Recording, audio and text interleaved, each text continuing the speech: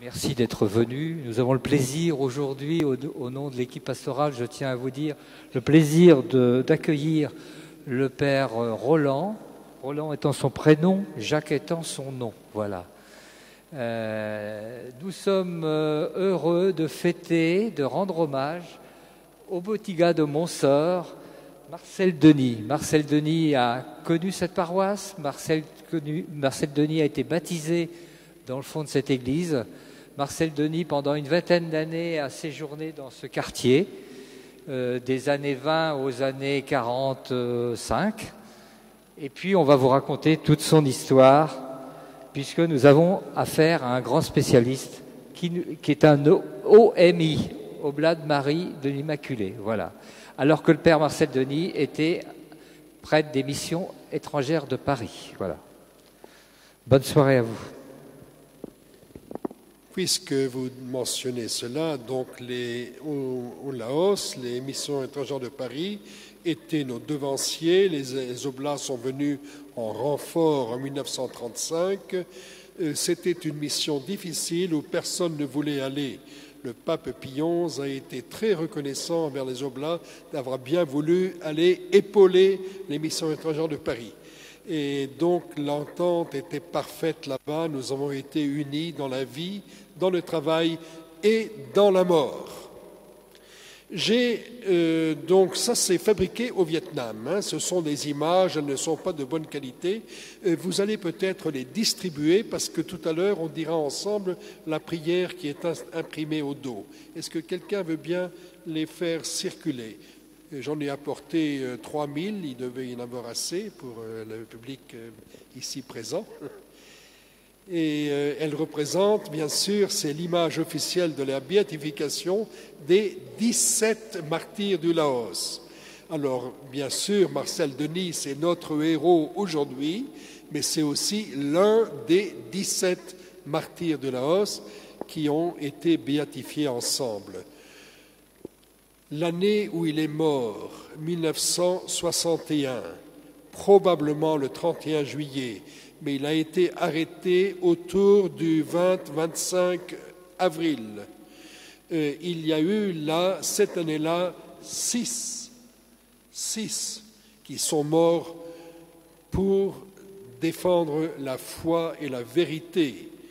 Le 18 avril, le père Louis Leroy, OMI dans le nord. Le 20 avril, le père Michel Coquelet, juste à côté. 25 avril ou à peu près, le père Marcel Denis à Kramouane. Et puis ensuite, la même semaine, à Savanaket, on a eu le catéchiste laotien originaire de Thaïlande, Joseph Uthai, et le père Noël Tenot.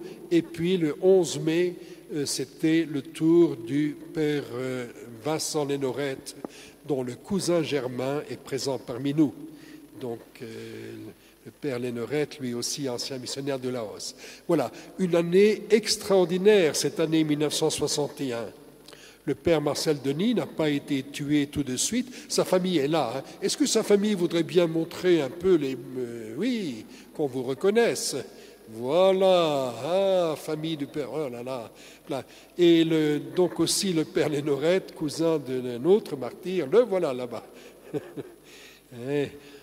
Donc, oui, je disais, le père Denis a été arrêté. Je vais peut-être tout à l'heure avoir le temps de raconter un peu les circonstances de son arrestation et de sa mort. Il a été retenu prisonnier 3 mois dans un village du Laos avant d'être mis à mort. D'abord, le Laos, je ne sais pas si je dois en dire un mot, le Laos est un petit pays. Dans la tête des Français, c'est des Français d'un certain âge, dont je fais partie, bien sûr, c'est un des pays qui formait l'Indochine française. Mais l'Indochine française, ça n'a pas vécu longtemps. Au regard de l'histoire, des millénaires d'histoire, c'est un tout petit peu. Le Laos est le pays le moins connu. Hein. On dit, ah oui, le Cambodge. Non, non, pas le Cambodge, le Laos. Ah oui, le Vietnam. Non, non, pas le Vietnam, le Laos. Hein. Petit pays, il y avait à peine 3 millions d'habitants lorsque l'ère des martyrs s'est achevée. 3 millions, c'est pas lourd. Hein. Donc pas connu, pas riche, etc. Un pays entouré de voisins plus puissants. Jusqu'à aujourd'hui, si vous allez là-bas, vous verrez la présence chinoise de plus en plus forte. Les Chinois achètent, dominent, s'imposent. C'est vrai, non? Eh, vous avez vu ça récemment. Mais traditionnellement, la Thaïlande, le Vietnam, le Laos est pris entre toutes ces puissances. Il essaye d'exister pacifiquement. C'est un pays pacifique. Les martyrs du Laos ont été presque tous, pas tous, mais presque tous, tués sur ordre des Vietnamiens. Moi-même, j'habite au Vietnam, j'aime beaucoup le Vietnam. Je ne dis pas que tous les Vietnamiens sont des méchants, mais au Vietnam, il y a des gens très idéologues, très marqués par cela, et qui ont décidé à cette époque d'éliminer la présence chrétienne. J'ai dû retrouver, parce que le Saint-Siège l'a exigé, d'avoir des preuves qu'on voulait tuer les chrétiens. J'ai retrouvé un texte dans les écrits, les œuvres complètes, c'est, vous savez, 15 volumes de 500 pages dans les œuvres complètes de Ho Chi Minh, président du Vietnam Nord. Là, il y a bien une lettre envoyée aux soldats vietnamiens qui travaillent au Laos, pour dire « éliminez-les sans pitié ». Voilà. Alors, oui, c'est ça l'histoire aussi des martyrs de Laos. Mais ils n'ont pas été tués parce qu'il y avait des problèmes politiques. Ils ont bien été éliminés parce qu'ils étaient chrétiens et qu'on ne voulait pas de la religion chrétienne. On voulait éliminer la religion chrétienne. On a essayé par tous les moyens de prouver le contraire, ce n'est pas possible. Vous savez, on a éliminé les personnes, on a détruit les églises, on a écrasé les calices et ce dont se servent les prêtres pour la messe, on a mis au chiffon les ornements liturgiques. Le Père Denis en parle lorsqu'il n'était pas mort encore, mais après 1954, la première vague de persécution. C'est vraiment, il y a eu à ce moment-là une haine de la foi chrétienne. Je n'aime pas beaucoup parler de haine, mais c'est la vérité. Là aussi, lorsqu'on a béatifié ces martyrs, le Saint-Siège a demandé de faire la preuve qu'il y avait la haine de la foi chrétienne. S'il n'y avait pas la haine de la foi chrétienne, on ne pouvait pas dire qu'ils sont martyrs. Alors, ils sont morts pour bien d'autres raisons. Le Père Denis et ses compagnons, les 16 autres, sont morts avant tout parce qu'ils ont été fidèles. Fidèles à une parole donnée, fidèles à Jésus-Christ, fidèles à leur baptême, fidèles à leur engagement de chrétiens, pour certains de catéchistes, pour d'autres de prêtres, de missionnaires, fidèles jusqu'au bout, quoi qu'il arrive, fidèles à ce que l'Église demandait. 1959, mois d'août, le Saint-Siège écrit à l'évêque qui est à Vientiane pour lui dire « Quoi qu'il arrive, les missionnaires doivent rester à leur poste. » Quoi qu'il arrive. Et on a l'une ou l'autre lettre de l'un ou l'autre des martyrs pour dire, ben oui, quoi qu'il arrive, c'est très facile à écrire, mais quand ça arrive dans la vie, c'est peut-être moins facile. Mais tous, sans exception, ils ont accepté ça. Pour dire, c'est ce que veut l'Église, c'est ce que nous voulons aussi. Nous voulons rester avec les gens qui mettent leur confiance en nous, que l'Église nous confie, nous allons rester jusqu'au bout, quoi qu'il arrive, quoi qu'il arrive. Ils sont restés tous, 17 d'entre eux l'ont payé de leur vie. sans peur. Alors, oui, le Laos n'est pas un grand pays chrétien. C'est un petit pays chrétien. Aujourd'hui, on estime, si on compte les protestants, il y a plus de 100 000. Mais si on compte seulement l'Église catholique, alors certains disent 50 000 ou 60 000 au maximum. En 1975, quand les missionnaires étrangers, notamment français, mais pas seulement, sont partis, il y avait 45 000 catholiques. 45 000 en France aujourd'hui, c'est une grosse paroisse. Mais dans tout un pays, pas tout à fait aussi grand que la France, mais presque. Vous voyez, donc un tout petit peuple, un peuple humble aussi. Dans le Laos, il y a une population faite de beaucoup de langues et de cultures différentes.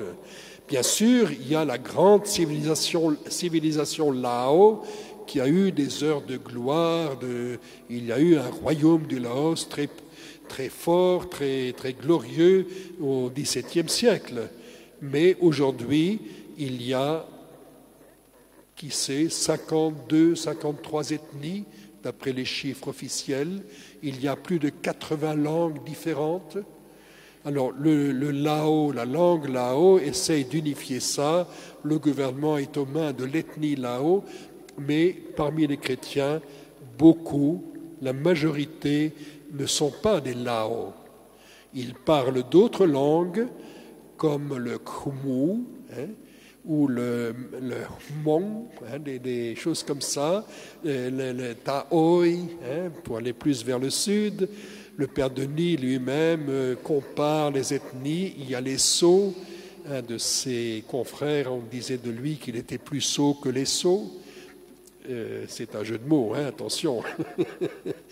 Et donc, il y avait aussi, alors il appelle les Kra, ce ne sont pas des termes scientifiques, mais le père Denis allait vers tous ces gens-là, ces gens qui parlaient d'autres langues, qui avaient d'autres coutumes, d'autres croyances, vers les Thai Meuy. Vous avez la belle photo dans l'exposition quelque part avec cette petite fille, la Thai Meuy, qui montre bien son cœur de père. Le Laos, c'est ça. Ce n'est pas un grand pays chrétien, mais c'est un pays où la foi est grande. Il n'y a pas beaucoup de gens, riches, importants, puissants. Non, c'est des gens tout petits, tout simples.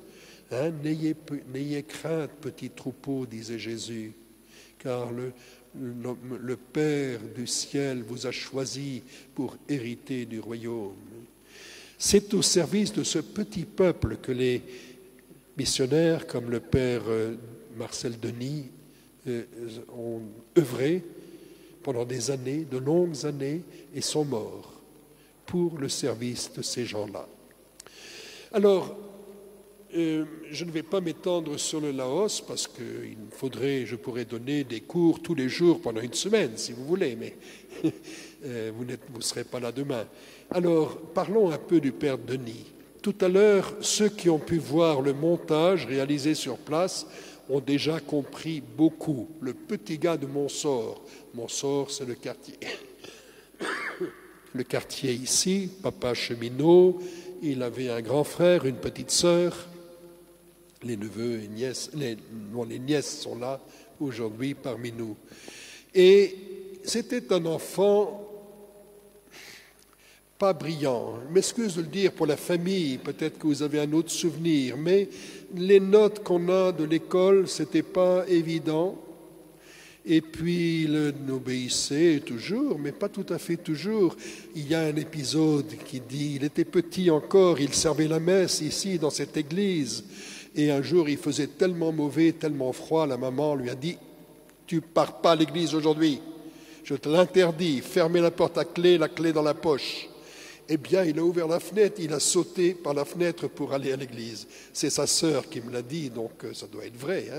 Voilà, quelqu'un donc qui aimait venir à l'église, qui aimait servir Jésus dans ce cadre-là, ce cadre ici, qui aimait, qui déjà petit, rêvait de devenir prêtre.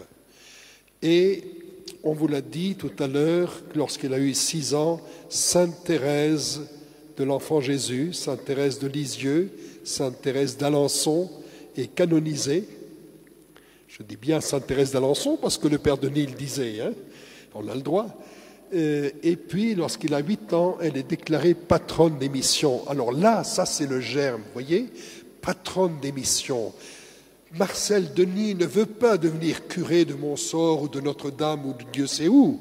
Il veut être missionnaire, comme Thérèse, missionnaire par la prière, par le sacrifice, mais missionnaire aussi au loin, comme Sainte Thérèse rêvait de le devenir, aller dans toutes les langues porter la bonne nouvelle de Jésus. Voilà. Mais évidemment, il a suivi la carrière qu'il fallait suivre. Donc petit séminaire d'abord à C, la ville de C, petit séminaire. La famille n'avait sans doute pas grand moyen parce qu'il a été boursier de l'évêque et boursier du diocèse. Hein. Et donc ensuite, passé au grand séminaire, oui, Monseigneur dit, missionnaire, pas question, nous on a besoin de toi ici. Vous savez, quand on est boursier, on ne peut pas élever la voix. Alors il a dû accepter, il a fait ses 2 années de philosophie, assez toujours, et puis il y a eu la guerre changeait beaucoup, changeait peut-être les cœurs aussi. Son rêve, lui, n'a pas changé. Son rêve, bien plus que son rêve, son projet de donner sa vie à Dieu pour la mission au loin, la mission vers l'Asie, vers les pauvres d'Asie. Voilà. Alors, on vous l'a dit aussi, il a fait le service militaire, il est mobilisé en 40, démobilisé en 41, dans l'artillerie, les gros canons, c'est des gros chevaux, les percherons, je ne sais pas, peut-être, qui tiraient ces canons, et un cheval s'est mal conduit et lui a cassé le genou. Vous savez qu'un genou, ça ne se répare pas. Pas vraiment. Un genou cassé, c'est un genou cassé.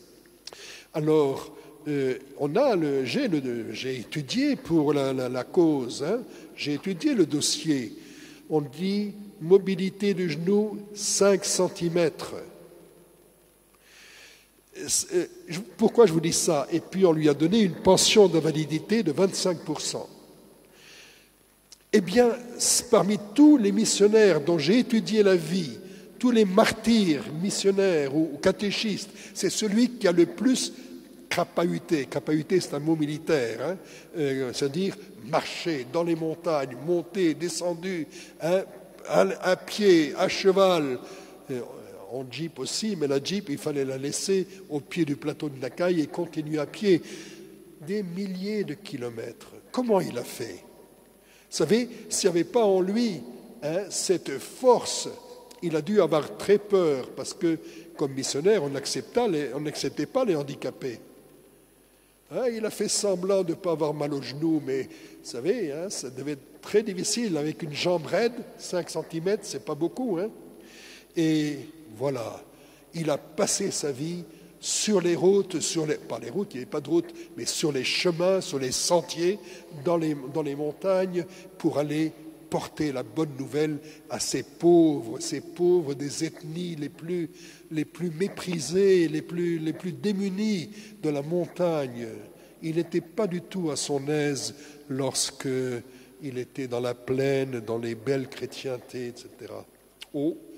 Arrivé en 1946, d'abord un an complet pour apprendre la langue, et au bout d'un an, on n'en sait pas encore grand-chose, vous savez, il faut un peu plus que ça. Mais enfin, il a appris.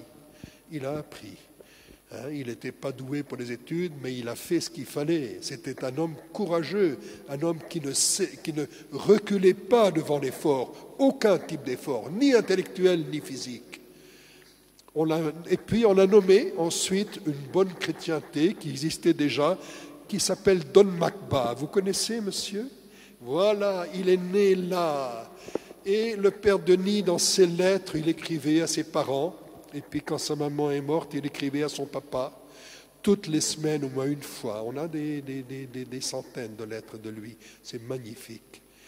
Eh bien, alors Don Macba, ça a été difficile, Je suis allé rencontrer les vieux de Nong Magba avec Monseigneur Sommeng, l'évêque qui a servi d'interprète, de traducteur. Et puis, bon, ils m'ont raconté ce qu'il est souvenirs du Père Denis. Et j'ai demandé à un moment donné pourquoi le Père Denis était tellement mécontent de vous.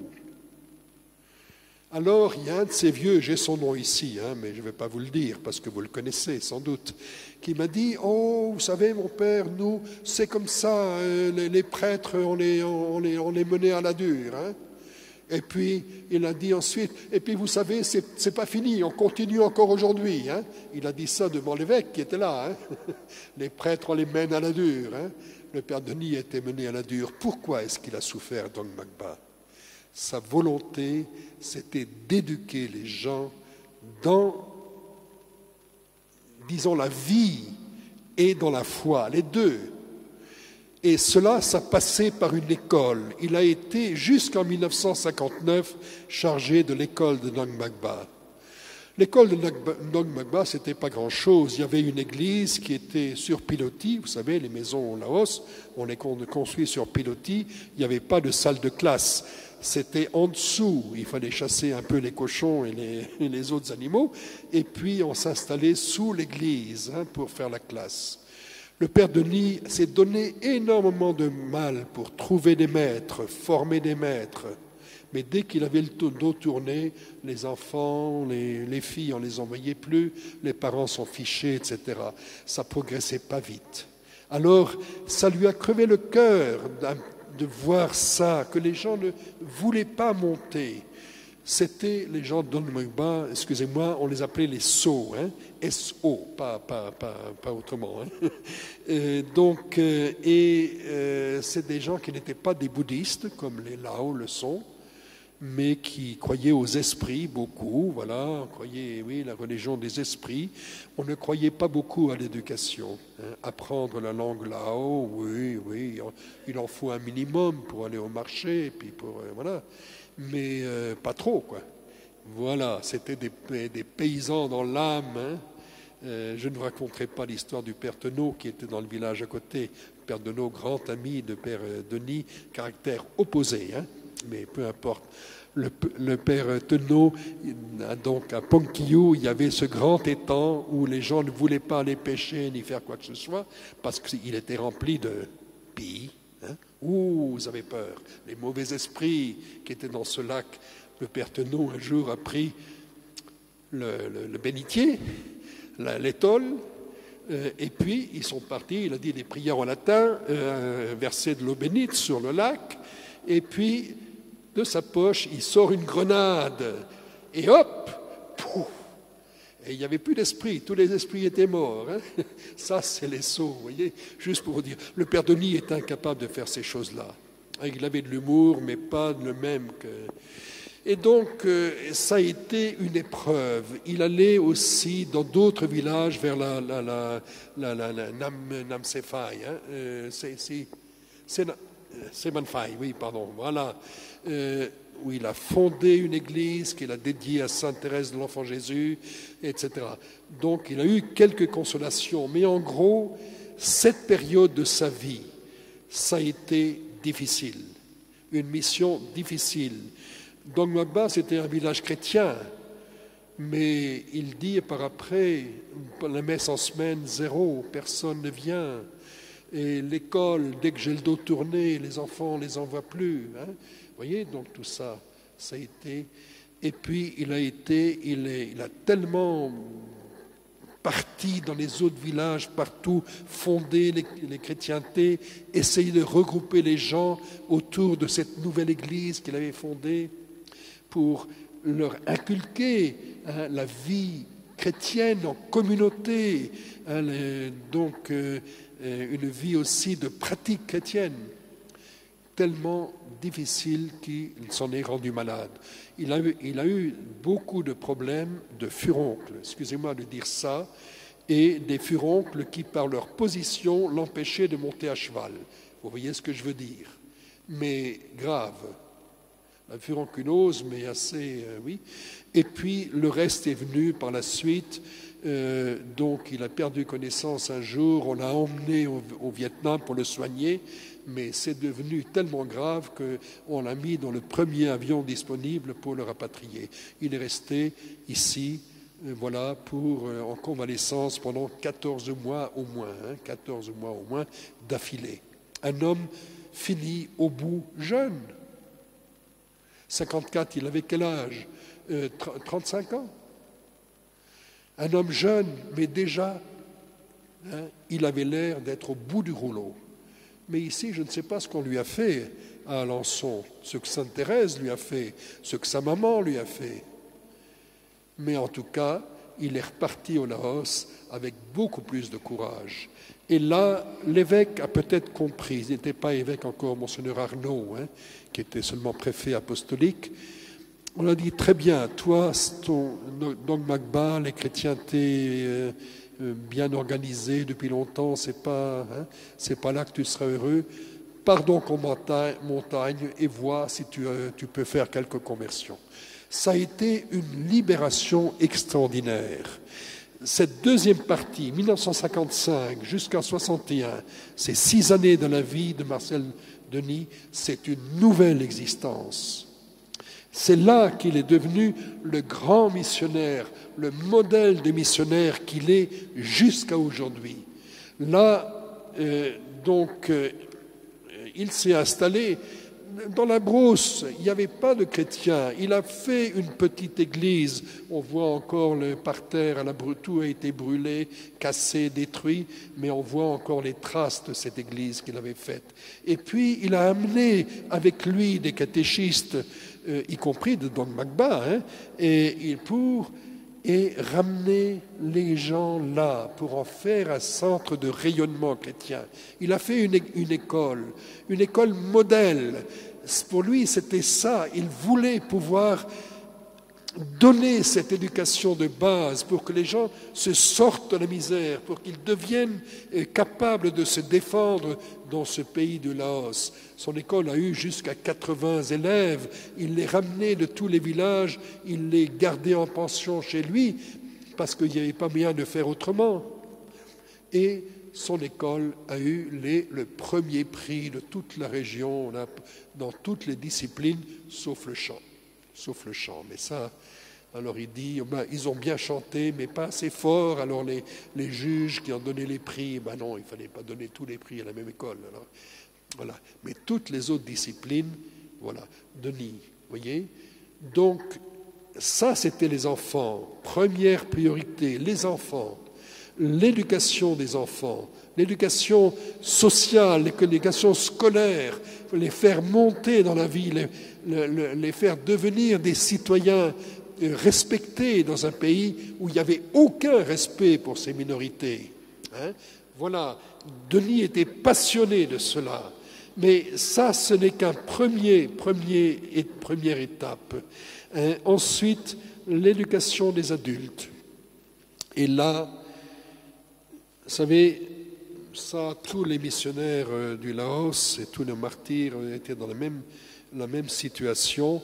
Et il y avait des soins traditionnels, mais qui étaient souvent à base d'offrandes aux esprits. On faisait des offrandes aux esprits pour guérir telle ou telle maladie. Alors, quand c'est des petites offrandes, ça va. On nous offrait un poulet, bon. Mais s'il faut ouvrir un buffle, la famille se ruine très rapidement et les malades ne guérissent pas. Qu'est-ce qu'ont fait les missionnaires? Qu'est-ce qu'a fait le Père Denis? L'hygiène. Enseigner l'hygiène. Une blessure, il ne faut pas mettre un tas de choses sales dessus. Il faut la nettoyer, voilà. Les notions d'hygiène. Un autre missionnaire, un autre des martyrs de Laos, mais je suis sûr que le Père Denis, c'était pareil.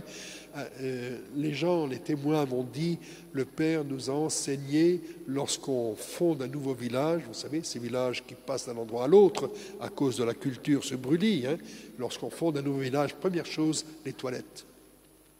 Première chose. Sinon, les enfants vont jouer là-dedans et puis tout dégringole. On se rend malade, etc. Vous voyez, voilà, éducation des adultes, pour comprendre la nécessité de l'hygiène et se passer des incantations.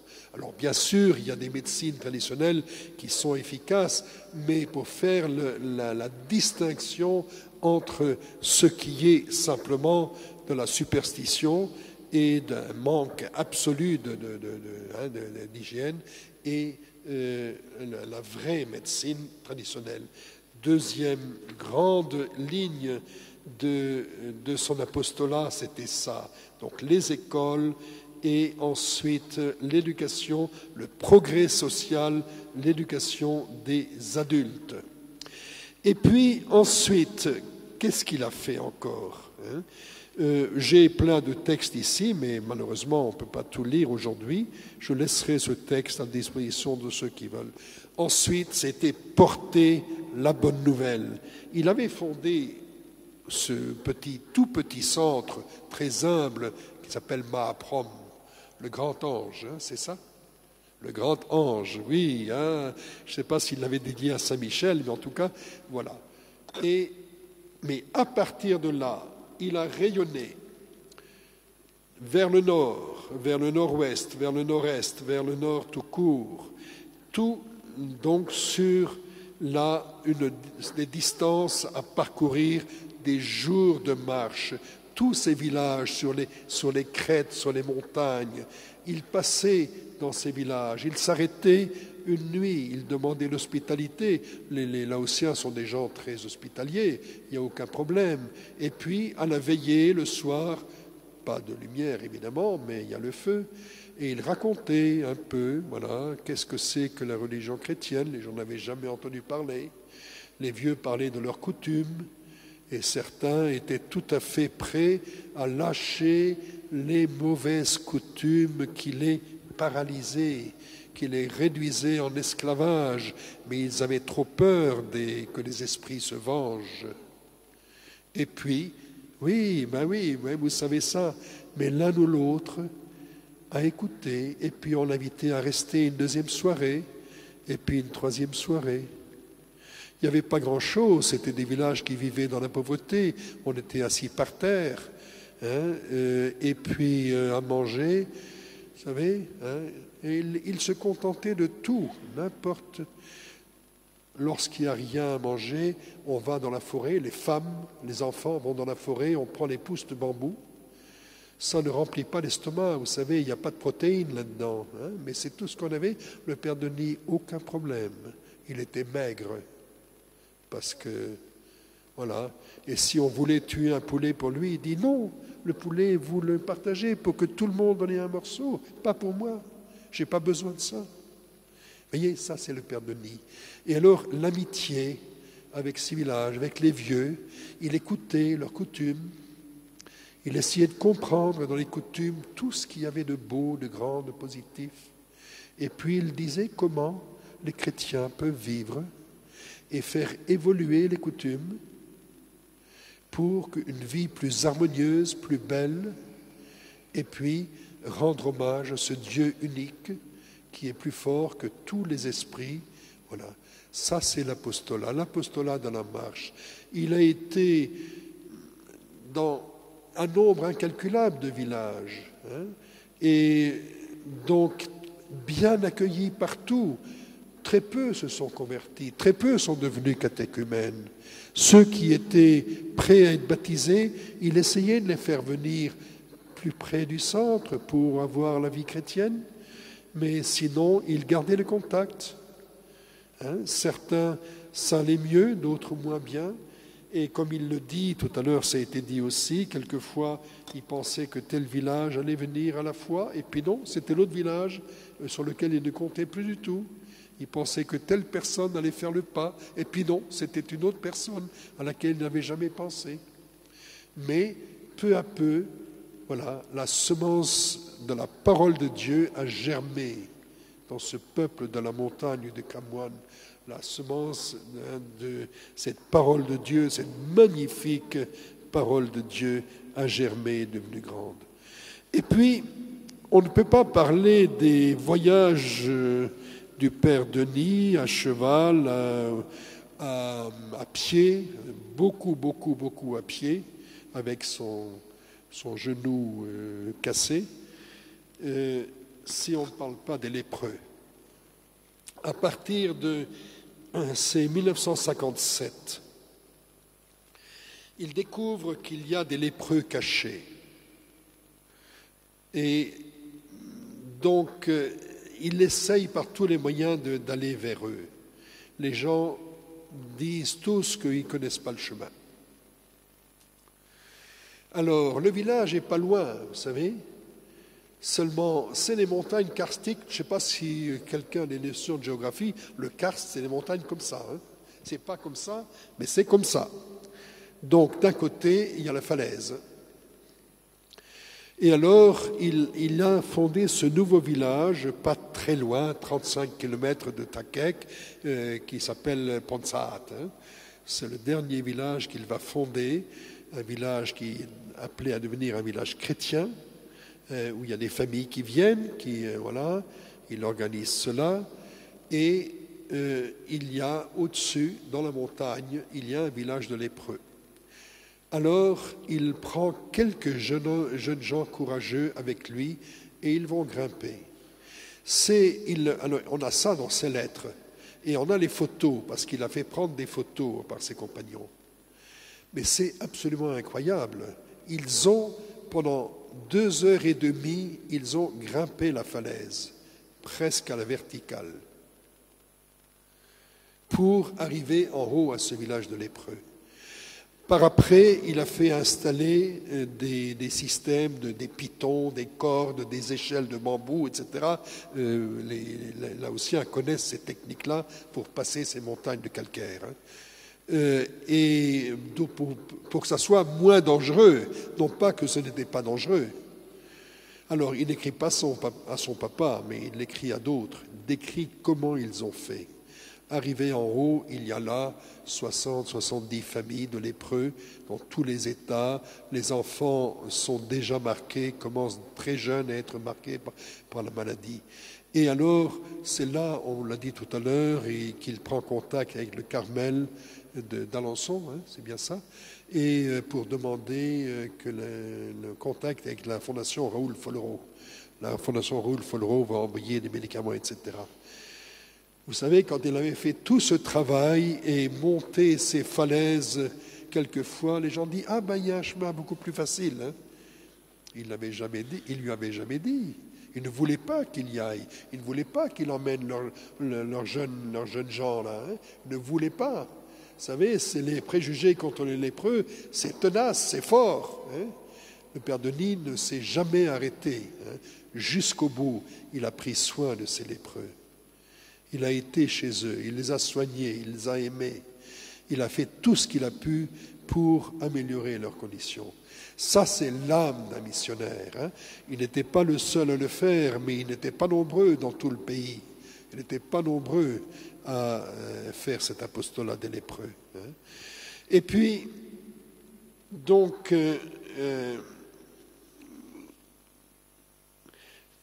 un jour, il y a la guerre qui arrive. Un jour, la guerre arrive. La guerre, elle est dans le pays depuis tout le temps, mais disons 1960, les choses se gâtent. Il y a des... c'est un peu le côté, le dos quoi, de la guerre du Vietnam des Américains.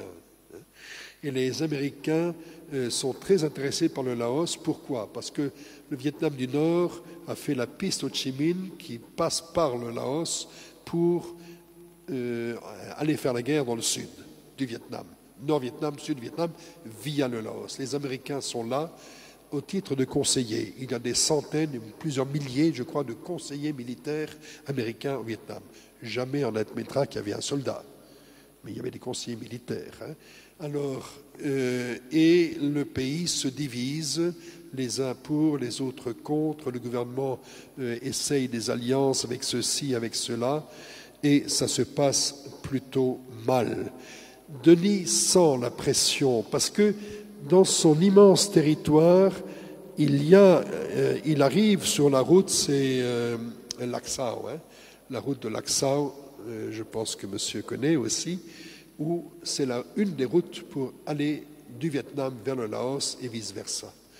Et donc, il sent que les choses vont se gâter et il ne veut pas lâcher. Et puis, peu à peu, il perd le contact avec un certain nombre de villages. Il y a une avancée des troupes Viet Minh, peut-être Lao, on ne sait pas, c'est toujours les deux ensemble. Les Viet commandent, les Lao obéissent. Hein. C'est comme ça que ça se passe dans cette guerre. Et donc, Marcel Denis essaye quand même de passer à travers les lignes militaires pour aller retrouver les gens. Il fait venir plus d'enfants vers ces écoles pour qu'ils ne restent pas isolés dans les villages. Hein. Mais c'est difficile et c'est de plus en plus difficile. Il ne s'occupe pas de la guerre. Il veut à tout prix rester avec les gens. Et puis, les dernières semaines. Il y a d'abord à 61, Pâques, hein, à peu près, à Pâques 61. Les missionnaires du Kham Muon, dans la région de Ta Kek, se réunissent et décident, une fois de plus, tous ensemble, unanimement, de rester quoi qu'il arrive. C'était les consignes du Saint-Siège, ils les reprennent à leur compte. Et à ce moment-là, le père Denis, voyant que son centre, un peu déjà dans les hauts plateaux, là, à Maaprom, est directement menacé, ramène l'école à Ponsat, plus près, à seulement 35 kilomètres, mais il y a la montagne, hein, et ramène les catéchistes, ramène les familles chrétiennes qui le veulent, hein, pour s'établir là un peu mieux protégés, moins exposés, hein, à Ponsat.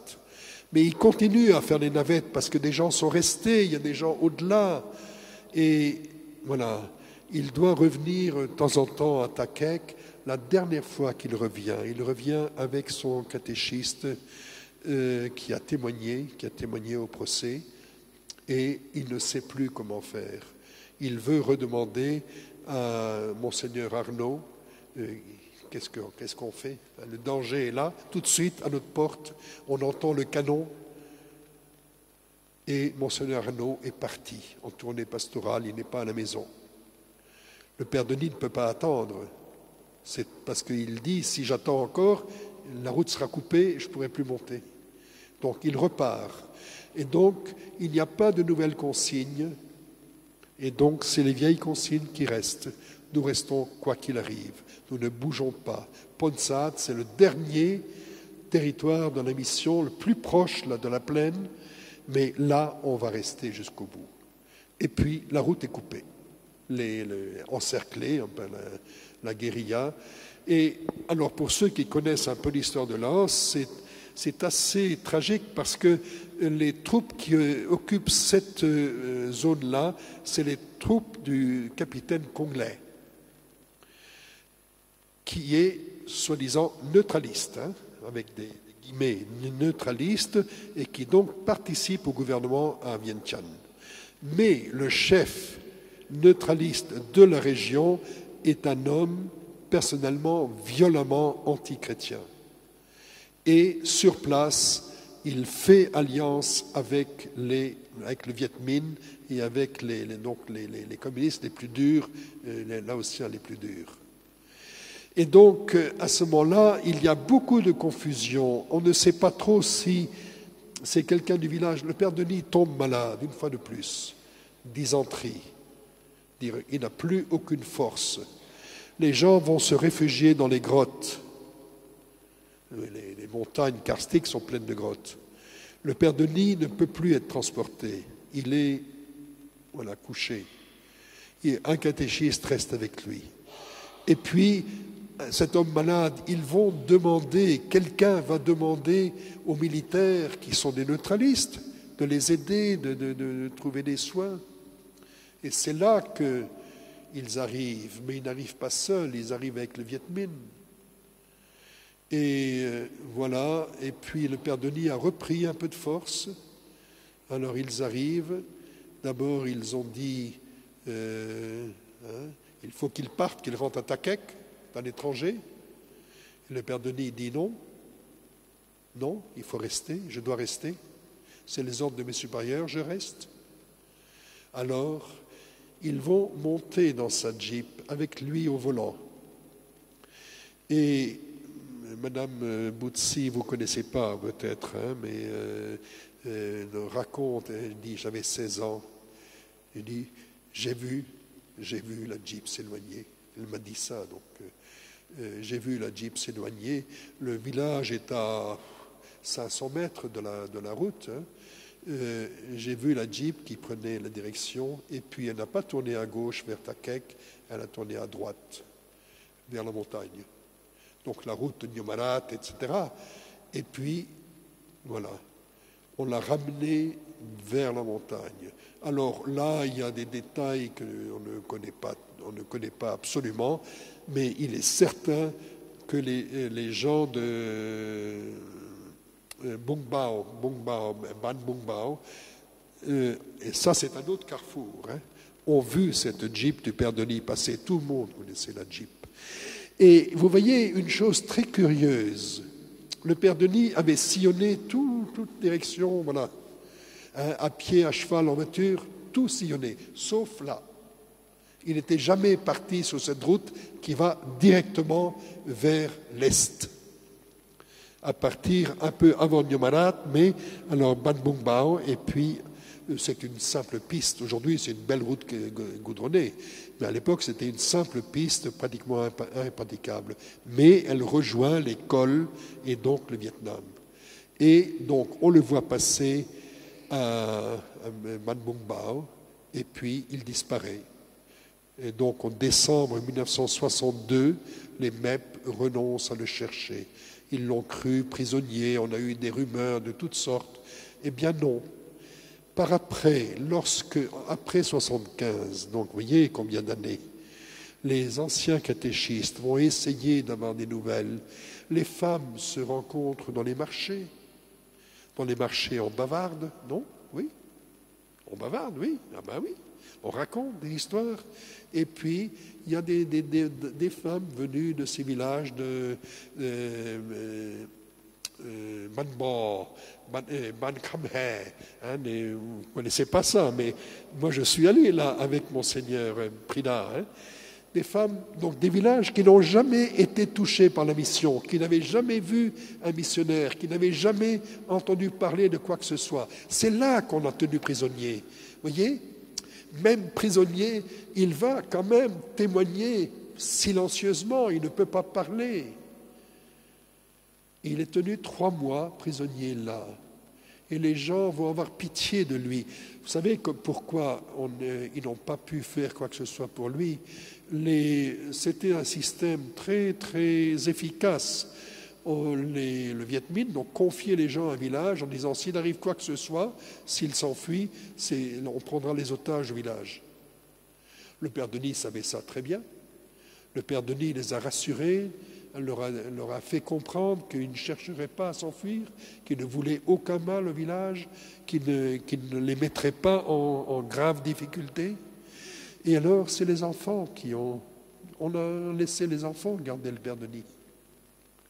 Il y a un de ces enfants qui a pu témoigner auprès du Père Vignalé par la suite. Oui, j'étais le gardien du Père. Il n'était pas méchant. Et c'est là aussi, les gens voulaient le nourrir et il disait non, faites-moi juste un petit peu de pousse de bambou, ça suffira. Voyez ? Toujours le même, il n'avait pas changé. Il était prisonnier, mais pas attaché, oui. Il reste 3 mois comme ça, 3 mois. Donc simplement par sa présence. Et puis certaines femmes l'avaient vu aussi, on dit oui, quand il mangeait, et chaque fois avant de manger, il faisait une espèce de geste comme pour chasser les mouches. Ben oui, elle ne savait pas ce que c'était. Donc c'est là qu'on a été sûr que c'était lui. Ce n'était pas quelqu'un d'autre, c'était lui qui faisait son signe de croix avant de manger. Ses pousses de bambou, son petit bout de poulet. Voyez, le Père Denis, prisonnier, mais encore, comme Saint Paul, si vous voulez, avait été prisonnier, mais témoin de ce qu'il portait en lui, de cet amour pour les pauvres, pour les petits qu'il portait en lui. Missionnaire silencieux, missionnaire simplement par sa présence. Je me dis, moi, un jour, ces semences-là vont peut-être germer aussi, dans ces endroits où il n'avait jamais été, qu'il n'avait jamais exploré. Eh bien, il était là, 3 mois. Et puis un beau jour, les Vietnamiens sont venus, Viet Minh ou Pathet Lao, les deux, il y avait toujours un chef qui était vietnamien. Ils arrivent, ils l'emmènent dans la forêt et les gens du village entendent des coups de feu. Et c'est fini. Plus tard, dans la forêt, ils vont trouver une tombe fraîche. Personne n'ose poser de questions. C'est extrêmement dangereux. Et lorsque les chrétiens prendront le courage et entendront les femmes qui racontent, ils vont aller là, essayer de retrouver cette tombe. Et les gens leur disent, non, il ne faut pas y aller. Si on vous prend, on va vous fusiller sur place.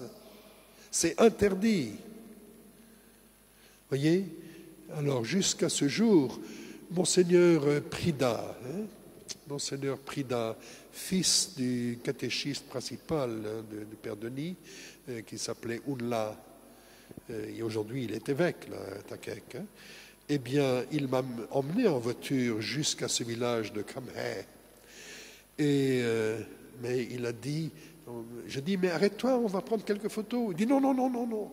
On s'est arrêté 300 mètres plus loin que la plaque de sortie du village. Hein. Vous voyez, pour dire, c'est pas moi qui ai peur, mais les gens qui connaissent, ils ont peur. Oui. Le Père Denis, lui, n'a jamais eu peur. Jamais eu peur, oui. Alors, bon, il faut que je termine pour dire, le Père Denis, un missionnaire, un apôtre, un homme extraordinaire, pas doué sous bien des rapports, mais un cœur énorme d'amour pour les gens, pour la parole de Dieu. Il a compensé ses handicaps, y compris son handicap physique, par cette volonté inflexible de porter la parole de Dieu jusqu'au dernier de ses habitants des montagnes. Il n'a jamais lâché cette volonté-là. Et depuis tout petit, depuis tout jeune, il avait cette volonté de donner sa vie à Dieu. On m'a donné tout à l'heure sur cette feuille, il y a l'engagement qu'il prend au séminaire de C, où il dit il est prêt à servir Dieu partout, jusque dans la mort, et qu'il est prêt, s'il le faut, à être martyr. Il avait 22 ans. Il est mort, il en avait 40, combien ? 42, oui. Eh bien, vous voyez, il n'a jamais dévié. La maladie l'a abattu 2 fois, mais il n'a jamais dévié. Jamais. Un homme fidèle jusqu'au bout. Alors, malgré les insistances du Saint-Siège, lorsque nous avons préparé la fête, la bénédication au Laos, nous n'avons pas parlé de la haine de la foi. Nous avons parlé de la fidélité à Jésus-Christ, fidélité au peuple, fidélité aux petites gens, fidélité à un idéal de vie. C'est ça qui porte aujourd'hui l'Église de Laos, qui lui permet de vivre, d'aller de l'avant. Vous voyez, Marcel Denis, bienheureux Marcel Denis, vraiment, c'est un modèle pour nous tous, et j'espère qu'il donnera du courage à tous ceux d'entre nous qui ont peut-être des difficultés. La béatification, c'est beau, c'est pas la fin, c'est une étape. Il faut maintenant aller penser déjà à la canonisation. Un jour, Marcel Denis et les compagnons seront des saints. Pour cela, il faut d'abord des signes. Il faut que nous croyions dans leur intercession, que nous soyons prêts à les prier. J'ai raconté déjà à Paris, vous vous souvenez, il y a déjà des gens qui les prient au Laos. Voilà, mon cher confrère là-bas a donné la petite image, je ne sais plus où sont les images, mais peu importe, a donné les petites images. Un couple un jeune couple qui s'aimait vraiment tendrement, en amour tendre, depuis 5 ans, pas d'enfant. Catastrophe pour eux. Pour eux, là-bas, avoir un enfant, c'est tout. C'est hein? Eh bien, pas d'enfant. Le père dit, mais priez donc un peu des martyrs. Et hop, elle s'est trouvée enceinte. Et l'enfant avait 2 ans le jour de la béatification. Vous voyez? Et puis, les amis à eux ont entendu ça et ils ont essayé. Eh bien, elle était enceinte. Comme ça, le jour de la béatification. Hein? Voilà. Vous voyez? Ça, c'est la foi des charbonniers, la foi des petites gens de Laos. Hein. Mais les martyrs de Laos sont capables de vous aider dans toutes vos difficultés. N'hésitez pas à les prier, n'hésitez pas à demander qu'ils vous aident. J'avais proposé qu'on termine par la prière, oui? Ah oui, voilà. Et puis après, on prendra la prière. S'il en manque, voilà. Question. Excusez, je parle un peu d'abondance parce que j'ai trop de notes, mais bon. Excusez, j'ai un problème de dos. Je vais me mettre un peu debout.